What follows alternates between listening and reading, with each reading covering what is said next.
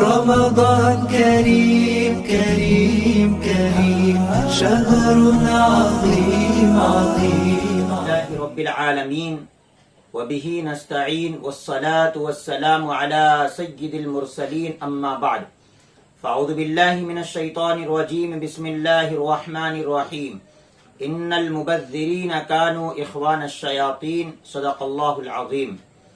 حاضرین و ناظرین، السلام علیکم ورحمۃ اللہ وبرکاتہ. کچھ دنوں سے سوشل میڈیا پر ہمارے اکابر علماء اکرام و دانشوران کی جانب سے آنے والی ماہ رمضان المبارک کی عید الفطر کی تیاریوں اور شاپنگ کے سلسلے میں بہت کچھ پیغامات آ رہے ہیں. آئیے ہم جانتے ہیں کہ ہمارے اکابر کے ان پیغامات کے پیچھے کیا مصلحتیں ہیں.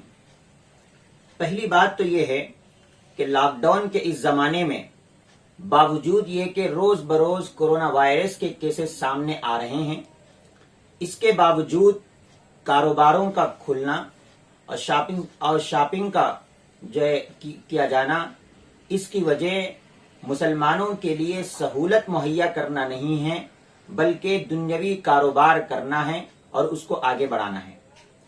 دوسری بات یہ ہے کہ ماہ رمضان المبارک نیکیوں کے کمانے کا موسم ہے، دنیا کمانے کا موسم نہیں ہے. ماہ رمضان المبارک میں ہر وہ شخص جو مسلمان ہے اور برا سا برا انسان ہے، وہ مسجد کے ماحول کو تلاش کرتا ہے اور مسجد کے ماحول میں آ کر کچھ نیکیاں کمانے اور سدھرنے کا موقع تلاش کرتا ہے. لیکن ایسے ماحول میں شراب کی دکانوں کا کھل جانا، بینکوں کے پاس بھیڑ کا جمع ہو جانا، بازاروں کا کھل جانا، اس سے مسلمانوں کے لیے کوئی خوشی کی چیز نہیں ہے، بلکہ مسلمان اس ماہ رمضان مبارک کے موقع پر سب سے زیادہ اپنے لیے خوشی اس وقت محسوس کرتا ہے جب اس کے لیے مسجدوں کا ماحول کھول دیا جائے اور اس کے لیے مسجدیں مہیا کی جائے. اس بات کو سمجھنے کی ضرورت ہے.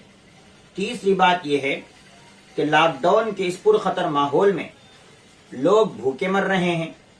یہ تو عوامی اہل خیر حضرات کی درد مندی ہے کہ لاکھوں غریبوں اور محتاجوں کی وہ مدد کر رہے ہیں.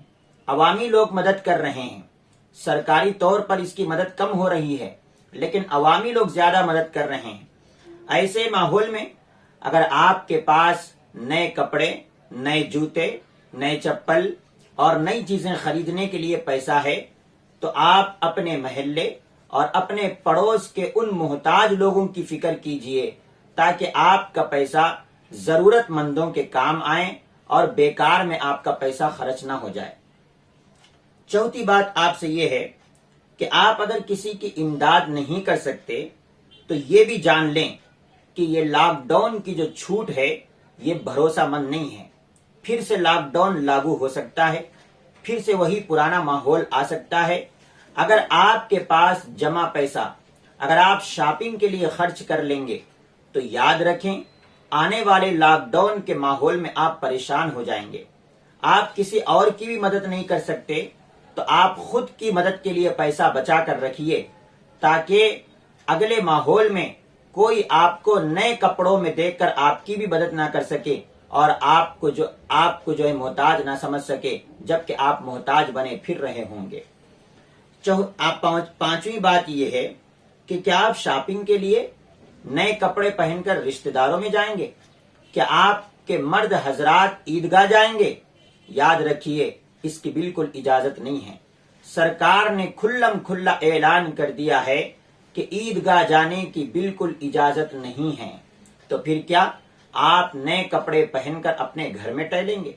لہذا یہی وہ حکمتیں ہیں اور مصلحتیں ہیں جن کی بنا پر ہمارے اکابر علماء اکرام ماہ رمضان المبارک میں شاپنگ کرنے سے منع کر رہے ہیں. ہم تمام ہی ناظرین سے اپیل کر رہے ہیں کہ ہم اپنے اکابر علماء کرام کی ان باتوں کو سمجھیں اور اس پیغام کو زیادہ سے زیادہ مسلمان بھائیوں تک اور مسلمان لوگوں تک اس کو پہنچانے کی کوشش کریں. اللہ ہمیں سمجھ اور عمل کی توفیق بخشے. آمین وآخر دعوانا ان الحمد للہ رب العالمین.